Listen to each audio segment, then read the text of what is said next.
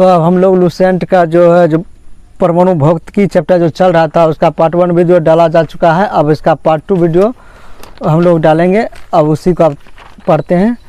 देखो, diode bulb वैज्ञानिक Fleming के द्वारा सन 1904 ईस्वी में इसे एक निर्मित एक ऐसी निर्वात नलिका है जिसमें केवल 2 ही इलेक्ट्रोड होते हैं। तो डायोड बल्ब में कितने इलेक्ट्रोड होते हैं? 2 होते हैं, एक तंतु एक प्लेट होता है। तो डायोड बल्ब का आविष्कार सबसे पहले किसने किया था? फ्लेमिंग ने किया था। डायोड बल्ब का आविष्कार किसने किया था? फ्लेमिंग ने किया था।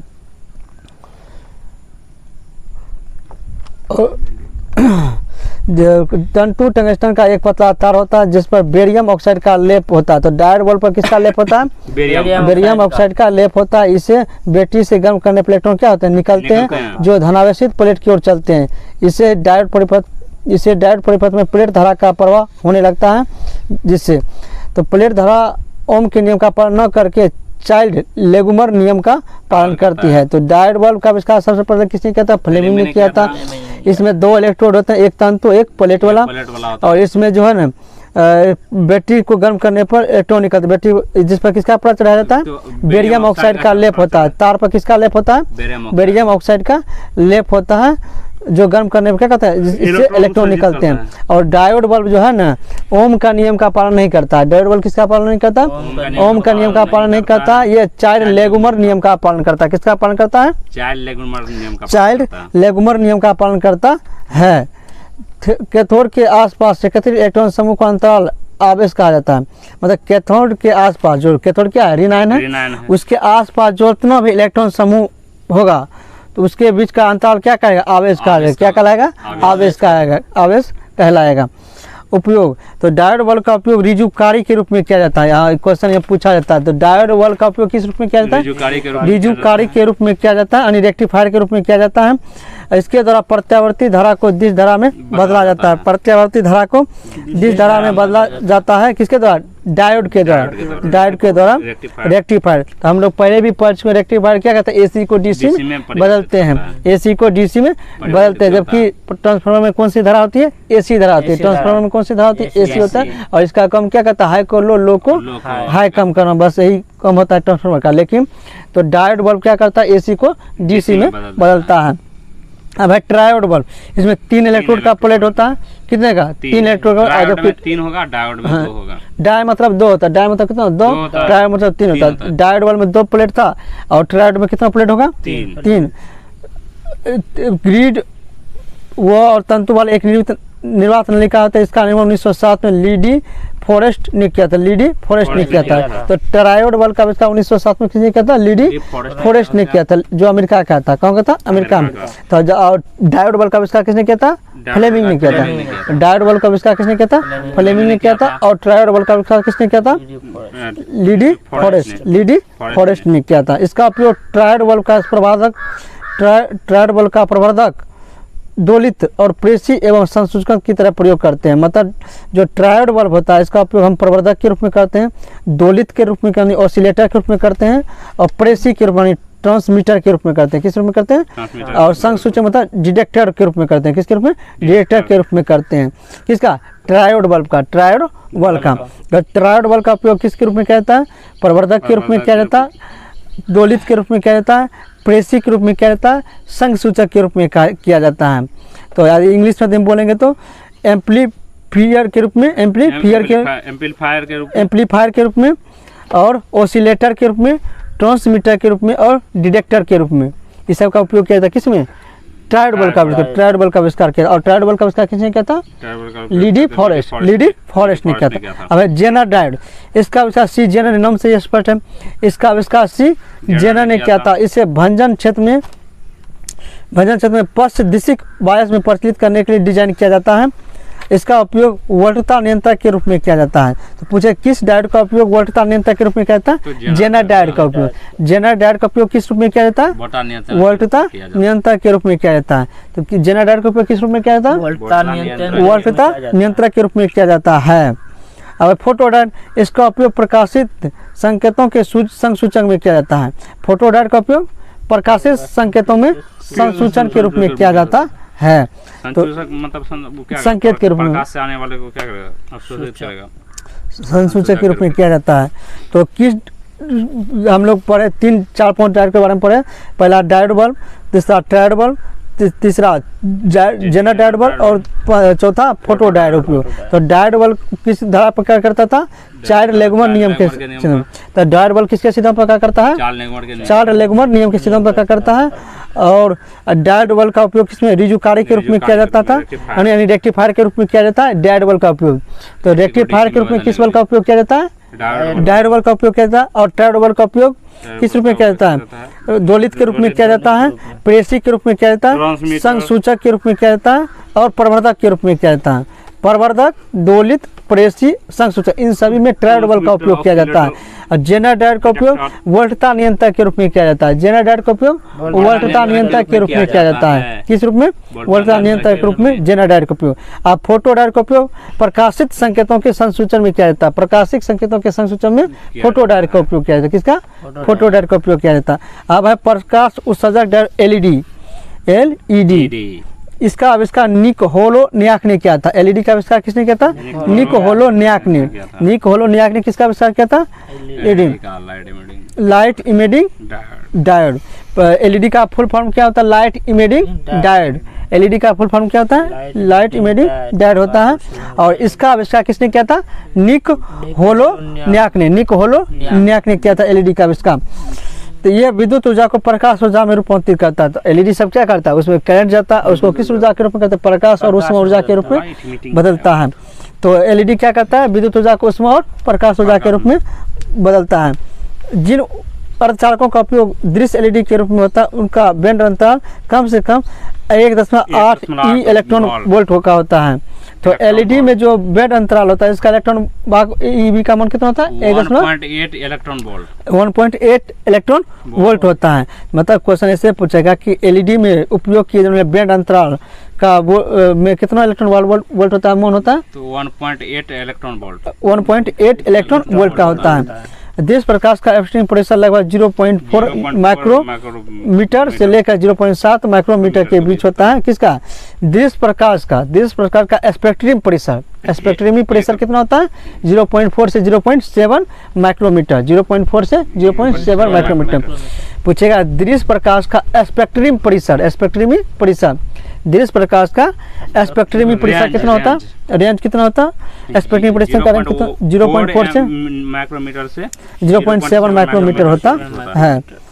जबकि इसका जो इलेक्ट्रॉन वोल्ट होता है कितना? 3 इलेक्ट्रॉन वोल्ट से लेकर 1.8 इलेक्ट्रॉन वोल्ट तक ही होता है। यौगिक अर्धचालक गैलियम आर्सेनाइड फॉस्फेट। यौगिक अर्धचालक का हम लोग कल उदाहरण पढ़े थे। कौन कौन था? CDS था, GAAS था, CDSE था। ये सब किस चालक का उदाहरण था? यौगिक अर्धचालक का उदाहरण था। किसका था? यौगिक अर्धचालक का था। वो भी यौगिक अर्धचालक में अकार्बनिक का था। वो कार्बनिक का था। क्या कहता है? लाल एल्यूमिनियम GAS 0.6 P 0.4 सब पूछा नहीं जाता है। तो LED का उपयोग सुदूर नियंत्रण, चोर घंटे संयंत्रों, प्रकाशित संचार आदि में किया जाता है। तो LED का उपयोग कहाँ किया जाता है? सुदूर नियंत्रण, चोर घंटी संयंत्रों में, प्रकाशित संचार आदि में किसका उपयोग किया जाता है? LED का उपयोग किया जाता है। तो LED का खोज किसने किया था? निकोलो-नियाक ने। LED का खोज किसने किया था? निकोलो-नियाक ने। और LED का फुल फॉर्म क्या होता है? लाइट इमिटिंग डायोड होता है। जिसमें जो बैंड, इसके अंदर जो बैंड होता है, इसका कितना मान होता है? 1.8 इलेक्ट्रॉन वोल्ट होता है। और LED का उपयोग होता है सुदूर नियंत्रक, चोर घंटी संयंत्रों में, प्रकाशिक संचार आदि में किया जाता है। प्रकाश उत्सर्जक डायोड विद्युत संदीप्ति के सिद्धांत पर कार्य करता है। मतलब जो डायोड प्रकाश का उत्सर्जन करता है, जो डायोड प्रकाश का उत्सर्जन करता है, वो किस सिद्धांत पर कार्य करता है? विद्युत संदीप्ति पर कार्य करता है। पूछेगा प्रकाश उत्सर्जक डायोड किस सिद्धांत पर कार्य करता है? प्रकाश संदीप्ति विद्युत संदीप्ति के सिद्धांत पर कार्य करता है। अब है सौर सेल मूल रूप से एक ऐसी PN संधि। हाँ, सौर सेल में कौन सी संधि होता है? PN संधि होती है। सौर सेल में कौन सी संधि होती है? PN संधि में किसके कारण विद्युत धारा प्रवाहित होगा? इसमें मतलब कि PN संधि में किसका मान अधिक होगा? इलेक्ट्रॉन का मान अधिक होगा या क्वार्टरों का मान अधिक होगा? PN संधि व N टाइप के अर्धचालक में इलेक्ट्रॉन की संख्या अधिक होगा, होलों की संख्या से अधिक होगा। और P टाइप अर्धचालक में क्या होगा? होल की संख्या अधिक होगा, इलेक्ट्रॉन की संख्या कम होगा। तो जो और डायोड मतलब जो अर्धचालक में भी कौन सा संधि होता है? पीएन संधि होता है। अर्धचालक में भी कौन सा संधि होता है? पीएन संधि। और सौर सेल में भी कौन सा संधि होता है? पीएन। और सौर सेल में क्या सिलिकॉन जर्मेनियम का प्रयोग किया जाता है? हाँ, सौर सेल में सिलिकॉन जर्मेनियम। और जब दोनों क्या है? अर्धचालक है, तो उसमें कौन सा संधि? पीएन संधि होता है। इसका मतलब सौर सेल में भी क्या कौन सा संधि होगा? अर्धचालक संधि होगा, मतलब पीएन संधि होगा। जो सौर विकिरण को आपतित होने पर ईएमएफ उत्पन्न करता है, यह फोटो डायोड के सिद्धांत पर कार्य करता है। हाँ, सौर सेल किसके सिद्धांत? Magnetic force, electric magnetic force सही है, विद्युत वाहक बल। तो सौर सेल फोटो डायोड के सिद्धांत पर कार्य करता है। तो सौर सेल किस सिद्धांत पर कार्य करता है? फोटो डायोड के सिद्धांत पर कार्य करता है। और फोटो डायोड क्या करता है? प्रकाशिक संकेतों के क्या कहता है? संसूचन करता है। जब फोटो डायोड जो होता है क्या कहता है? प्रकाश को क्या कहता है? दर्पण रहता है फोटो सेल में। कौन सा दर्पण रहता है? कौन सा दर्पण होता है फोटो सेल में? प्रकाश को एक जगह एकत्रित करने हाँ, प्रकाश को एक जगह एकत्रित करने वाला दर्पण होता तो है। प्रकाश को एक जगह अवतल दर्पण होता है। दर्पण होता है। और विकृत करने वाला उत्तल दर्पण होता है। पर इसीलिए उसे अभिसारी इसे अपसारी दर्पण बोला जाता है। तो सौर सेल फोटो डायोड के सिद्धांत पर क्या करता है? और यह प्रकाश के संकेतों क्या करता है? संसूचन करता है, मतलब एकत्रित करता है। क्या करता है? एकत्रित करता है। जब फोटो डायोड का ही कम है प्रकाशिक संकेतों को एकत्रित करना, तब सौर सेल में इसका प्रयोग होता है। तो सौर सेल किसके सिद्धांत पर कार्य करेगा? फोटो डायोड के सिद्धांत पर ही कार्य करेगा। फोटो डायोड के सिद्धांत पर ही कार्य करता है। सौर सेल के निर्माण के आदर्श पदार्थ के रूप में उन अर्धचालकों को लेते हैं जिनका बैंड अंतर 1.5 इलेक्ट्रॉन वोल्ट के निकट होता है। मतलब सौर सेल के निर्माण में ऐसे अर्धचालकों का हम लोग प्रयोग करेंगे जिसके बैंड का अंतराल कितना होता है? 1.5 इलेक्ट्रॉन वोल्ट के नजदीक होता है। 1.5 इलेक्ट्रॉन वोल्ट। और घरेलू जो बैटरी होता है इसका भी विद्युत वाहक बल कितना होता है? 1.5 वोल्ट होता है। घरेलू जो बैटरी जैसे टॉर्च सब जो हम लोग उपयोग करते हैं उसका मान कितना होता है? 1.5 वोल्ट होता है। सौर सेलों के निर्माण के लिए प्रयुक्त होने वाला अर्धचालक में सिलिकॉन होता है, उसके बाद जर्मेनियम होता है, सिलिकॉन सब का प्रयोग किया जाता है। अब है ट्रांजिस्टर। अब क्या है? ट्रांजिस्टर। 1947 में ट्रांजिस्टर का आविष्कार बेल टेलीफोन को जाता है। किसको जाता है? बेल टेलीफोन को जाता है। तो ट्रांजिस्टर का आविष्कार कब हुआ था? 1947 में। करने वाला कौन था? Bell telephone. कौन था? बेल टेलीफोन था। और टेलीफोन का आविष्कार किसने किया था? Graham bell. टेलीफोन का आविष्कार किसने किया था? ग्राहम बेल ने किया था। और जबकि ट्रांजिस्टर का आविष्कार किसने किया था? बेल टेलीफोन ने किया था। अब देखो, टेलीफोन का आविष्कार ग्राहम बेल ने किया था। टेलीफोन का ग्राहम बेल ने, लेकिन ट्रांजिस्टर का आविष्कार बेल टेलीफोन ने किया। बेल टेलीफोन ने किया था, जो अमेरिका के जे बार्डिन और WH बेटन को जाता है ना। जे बेल टेलीफोन प्रयोगशाला में, जे बेल प्रयोगशाला में क्या कहता है? किसने किया? जे बार्डिन ने किया था और WH बेटन ने किया था। तो 1947 में ट्रांजिस्टर का आविष्कार किसने किया था? बार्डिन और बेटन ने। बार्डिन और बेटन ने किया था। किस प्रयोगशाला में? बेल टेलीफोन प्रयोगशाला में। बेल टेलीफोन प्रयोगशाला में किया गया था। तो यह ट्रांजिस्टर एक बिंदु संपर्क ट्रांजिस्टर था।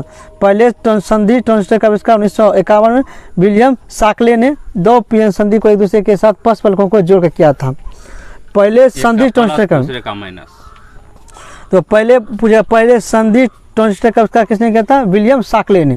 संधि ट्रांजिस्टर का आविष्कार किसने किया था? विलियम शाक्ले ने किया था 1951 में। लेकिन सिर्फ ऐसे पूछेगा ट्रांजिस्टर का आविष्कार किसने किया था? बार्डिन और बेटले ने। बार्डिन और बेटले ने किया था 1947 में। लेकिन ट्रांजिस्टर संधि पूछेगा तो विलियम शाक्ले ने किया था, जिसमें किसने क्या किया था? 2 पीएन संधियों को एक दूसरे के फलकों को 5 फलकों के साथ जोड़कर किया था, मतलब पीछे वाले फलकों के साथ जोड़कर किया था।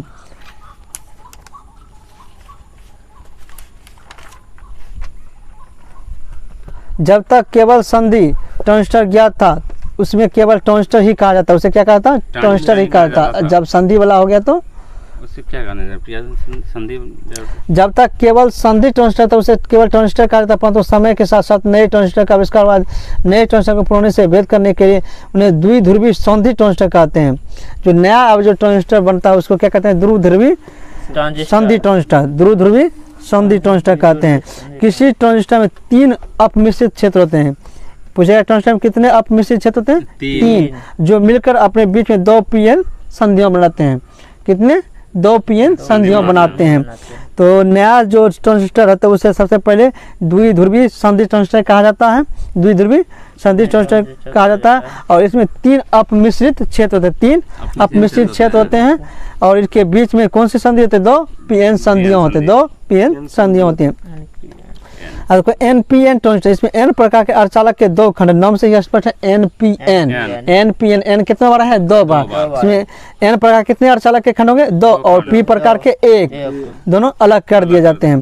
तो N प्रकार के अर्धचालकों के 2 खंड, P प्रकार के अर्धचालकों के 1 खंड के द्वारा अलग किए जाते हैं NPN संधि में। पूछा जाता है कि NPN ट्रांजिस्टर में N प्रकार कितने अर्धचालक होते हैं? 2, और P प्रकार का 1। अब है PNP संधि, PNP ट्रांजिस्टर। तो इसमें P प्रकार के कितने अर्धचालक होंगे? 2, और N प्रकार के 1, नाम से ही स्पष्ट है। अब है उत्सर्जक, यह ट्रांजिस्टर में प्रवाहित धारा के लिए बहुसंख्यक आवेश की अत्यधिक मात्रा में आपूर्ति करता है, मतलब आवेश को अत्यधिक मात्रा में क्या करता है? उत्सर्जित करता है। क्या कहते हैं? उसे इमिटर कहते हैं। क्या कहते हैं? इमिटर कहते हैं। जो ऐसा यंत्र जो आवेशों को बहुत अधिक मात्रा में आपूर्ति करता है, मतलब उत्सर्जित करता है, उसे क्या कहते हैं? इमिटर कहते हैं या उत्सर्जक कहते हैं। उसे क्या कहते हैं? उत्सर्जक कहते हैं। आधार यानी बेस, यह केंद्रीय खंड होता है, यह अत्यंत पतला तथा कम अपमिश्रित होता है। कौन? आधार। और संग्राहक, यह खंड उत्सर्जक द्वारा प्रदान किए गए बहुसंख्य आवेशों कलेक्ट करता है, आवेश वाहकों को अधिकांश भाग को संग्रह करता है, और संग्रह फलक साधारणतः अपमिश्रित होता है, परंतु साइज में यह उत्सर्जक से क्या होता है? बड़ा होता है। तो उत्सर्जक का काम क्या था? इमिटर का काम था यह आवेश को उत्सर्जित करता था, और इसको अवशोषित करने का काम क्या करता था? संग्राहक। कौन करता है? संग्राहक, यानी कलेक्टर कहलाता है। कौन करता है? कलेक्टर। उत्सर्जक छोटा होता है, उत्सर्जक छोटा होता है, और संग्राहक क्या होता है? बड़ा। अब जो जमा करेगा वैसे भी मोटा मोटी यदि हम सोचे तो संग्राहक क्या होता है? बड़ा होता है। धन को यदि कोई संचय करेगा तो कोई भी चीज करेगा, थैला में कोई चीज, थैला हम क्या करेंगे? बड़ा करेंगे। तो संग्राहक क्या होगा? बड़ा होगा, और उत्सर्जक छोटा होगा। बस अंतर। धन देंगे तो क्या कम ही देंगे ना, लेने वक्त क्या करेंगे? ज्यादा लेने प्रयास करेंगे। तो वही बात है। तो उत्सर्जक याद रखें, उत्सर्जक क्या? तो आवेश का उत्सर्जक, नाम से आवेश को क्या करेगा? उत्सर्जित करेगा। और संग्राहक क्या मतलब? संग्रह मतलब जमा करेगा, आवेश को क्या करेगा? जमा करेगा। अब है ट्रांजिस्टर का उपयोग। मूल रूप से इसका आविष्कार प्रवर्धक भौतिक करने के लिए किया गया था, जो किसी सिग्नल को आवर्धित प्रति उत्पन्न करता है। वर्तमान में ट्रांजिस्टर का उपयोग अनेक प्रकार से होता है। प्रवर्धक के रूप में, एम्पलीफायर के रूप में होता है, स्विच के रूप में होता है, वोल्टेज नियामक यानी रेगुलेटर के रूप में होता है, सिग्नल मॉड्यूलेटर के रूप में होता है, ऑसिलेटर आदि के रूप में किया जाता है। तो इसका ये क्वेश्चन याद रखना है, इस ट्रांजिस्टर का उपयोग किस रूप में किया जाता है? तो रेगुलेटर के रूप में, सिग्नल मॉड्यूलेटर के रूप में, प्रवर्धक के रूप में, एम्पलीफायर के रूप में, स्विच के रूप में, इन सभी रूपों में किसका उपयोग किया जाता है? ट्रांजिस्टर का उपयोग किया जाता है। ट्रांजिस्टर का उपयोग किस किस रूप में किया जाता है? एम्पलीफायर के रूप में, रेगुलेटर के रूप में किया जाता है, प्रवर्धक के रूप में किया जाता है, और सिग्नल मॉड्यूलेटर आदि के रूप में किया जाता है। 3-4 बातें याद रखना जरूरी है, 3-4 उदाहरण। तो फिर से एक बार बोलते हैं, एम्पलीफायर, स्विच, सिग्नल मॉड्यूलेटर और रेगुलेटर, इन सब के रूप में किया जाता है। ऑसिलेटर, इस सब के रूप में ट्रांजिस्टर का उपयोग किया जाता है। पहले जो का ट्रायोड से किया जाता है वही अधिकांश का आप क्या करते हैं? ट्रांजिस्टर। अब क्वेश्चन, ट्रायोड का स्थान किसने लिया है? ट्रांजिस्टर ने ले लिया है। ट्रायोड का स्थान किसने लिया है? ट्रांजिस्टर ने ले लिया है। अब अति चालकता, इसकी खोज 1911 में कैमरलिन ओस ने किया था। अति चालकता के बारे में किसने बताया था? कैमरलिन ओस ने बताया था 1911 में। अति चालकता के बारे में किसने बताया? कैमरलिन ओस ने बताया था 1911 में। अत्यंत निम्न ताप पर कुछ पदार्थों का विद्युत प्रतिरोध क्या होता है? शून्य होते हैं, उन्हें अति चालक कहते हैं। इस गुण को अति चालकता कहते हैं। मतलब एक अत्यंत निम्न, बहुत ही कम ताप पर किसी पदार्थ का क्या होता है? किसी पदार्थ का प्रतिरोध बहुत ही शून्य हो जाता है, तो उसका क्या होगा? प्रतिरोध अधिक शून्य हो जाएगा, तो चालकता बहुत अधिक बढ़ जाएगी। इसी घटना का सुपर कंडक्टर, अति चालकता मतलब सुपर कंडक्टर, मतलब अच्छा चालक, बहुत बढ़िया चालक। जैसे अति चालकता कौन? अति, जैसे चांदी हो गया, ये सब क्या अति चालकता का उदाहरण है। क्या है? अति चालकता का उदाहरण है। अति चालक पूर्णतः प्रतिचुंबकीय होते हैं। अति चालक क्या होता है? पूर्णतः प्रतिचुंबकीय। हम कल पढ़े थे सोना चांदी, और जो पढ़े थे सोना चांदी, हीरा, नमक, जल, जस्ता, बिस्मत, ये सब क्या है? प्रतिचुंबकीय पदार्थों का उदाहरण है। चुंबक वाले चैप्टर हम लोग पढ़े थे, जस्ता, बिस्मत, तांबा, चांदी, सोना, हीरा, नमक और जल, ये सब क्या है? प्रतिचुंबकीय पदार्थ है। जबकि अनुचुंबकीय पदार्थ में प्लेटिनम था, क्रोमियम था, सोडियम था, एल्यूमिनियम था और ऑक्सीजन। याद रखना, ऑक्सीजन एक चुंबकीय पदार्थ, अनुचुंबकीय पदार्थ है ऑक्सीजन। लेकिन नमक और जल में क्या है? प्रतिचुंबकीय पदार्थ है, प्रतिचुंबकीय पदार्थ है। तो वही बात है। अति चालकता पूर्णतः प्रतिचुंबकीय होता है, अर्थात वह पूर्ण चुंबकीय कवच होता है जिसमें कोई चुंबकीय बल का भेद उसके अंदर नहीं जा सकता है। 4.2 केल्विन पर अति चालकता बन जाता है। कितने केल्विन पर? 4.2 केल्विन पर पारा क्या होता है? अति चालक बन जाता है। मुझे पारा कितने केल्विन पर चालक बन जाता है? अति चालक बन जाता है 4.2 केल्विन पर। सेल्सियस में पूछेगा तो -268.8 डिग्री सेल्सियस पर, -268.8 डिग्री सेल्सियस पर पारा क्या बन जाता है? अति चालक बन जाता है। और नियो बीएस्टीन काफी ऊंचे तापमान 100 केल्विन पर अति चालक प्राप्त कर लेता है। तो पारा कितने डिग्री सेल्सियस पर अति चालक बनता है? -268.8 डिग्री सेल्सियस पर, -268.8 डिग्री सेल्सियस पर। केल्विन में पूछेगा तो 4.2 केल्विन पर। लेकिन नियो बीएस्टीन कितने केल्विन पर अति चालक बनता है? 100 केल्विन पर। नियो बीएस्टीन 100 केल्विन पर क्या बनता है? अति चालक बनता है। अति चालकता के महत्व को देखते हुए भारत सरकार 1991 में राष्ट्रीय अति चालकता विज्ञान एवं तकनीकी बोर्ड की स्थापना की है। पूछेगा राष्ट्रीय अति चालकता विज्ञान और तकनीकी बोर्ड की स्थापना कब की गई?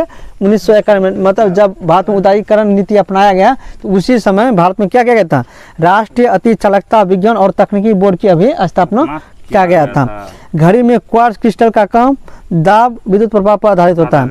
घड़ी में जो क्वार्ट्ज क्रिस्टल होता है वो किस सिद्धांत पर क्या करता है? पाइजो विद्युत प्रवाह के आधारित होता है। पाइजो विद्युत प्रवाह के सिद्धांत यानी दाब विद्युत प्रवाह पर आधारित होता है क्वार्ट्ज क्रिस्टल। और घड़ी में कमानी में कौन सा हो जाता है? स्थिति ऊर्जा। घड़ी के कमानी में कौन सा हो जाता है? तो स्थिति ऊर्जा होता है। तो आज हम लोग का जो था परमाणु भौतिकी चैप्टर ये समाप्त हो गया है पूर्ण रूप से। अब नेक्स्ट डे हम लोग पढ़ेंगे रेडियो सक्रियता, जो अगला चैप्टर है उसके बारे में पढ़ेंगे। इसका भी एक क्लास होगा।